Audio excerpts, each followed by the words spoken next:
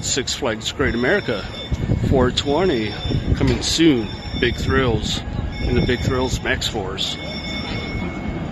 This is the end of the ride right here, going into the station. And as you can see, it's not done yet.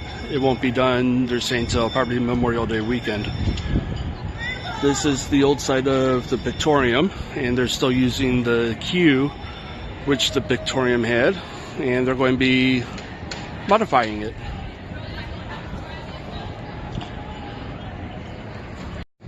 Okay, here's another view of Maxx Force through the Flash Pass entrance of Viper.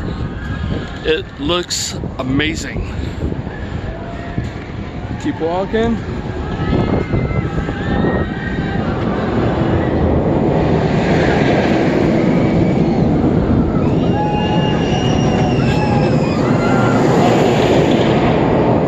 I mean, it is really close to Raging Bull.